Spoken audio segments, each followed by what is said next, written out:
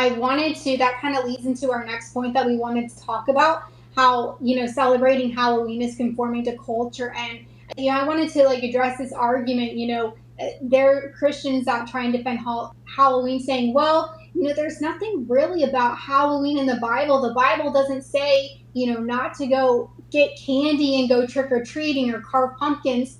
Okay, well, the Bible doesn't mention anything about carving pumpkins, but I really think that there's enough scriptural evidence in the Bible to warn us against Halloween and show us that this day is wrong, even though it specifically doesn't mention, hey, don't put on a costume and go get candy. I think there's enough verses, and that's kind of what I wanted to go into next for anyone who's taking notes. And I wanted to start out by saying that God, God called us out of darkness. Yeah. So he did not call us to go dress up on Halloween and go secretly preach the gospel while looking like everyone else. We're not saying, go sit in your house and turn off all the lights. I mean, that's what I did last year, but I needed an excuse to sleep. But we're not saying to do that. We're saying that you can go out on Halloween, go out and preach. A couple ideas here. Invite your friends over, cook some food, have dessert, have a time of fellowship, have a time of worship. The best way to combat the devil is it's not to go be a part of culture. It's go stand out, go win some disciples on Halloween. I wanted to mention this because I heard this a while ago on a podcast. I was like, that is completely awesome.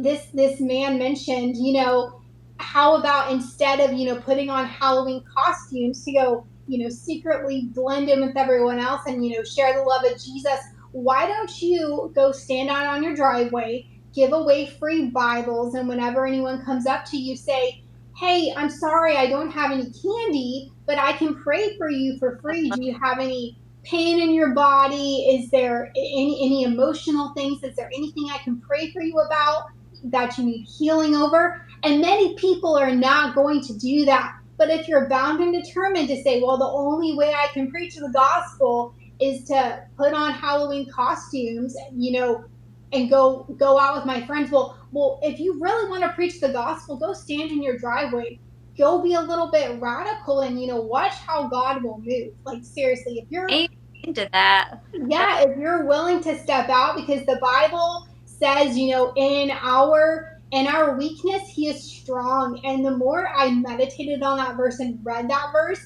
I don't think that verse necessarily means that, weak. I think it means vulnerable. So when you're vulnerable, um, God is going to cover that with his strength and shine through you and cover up those weaknesses.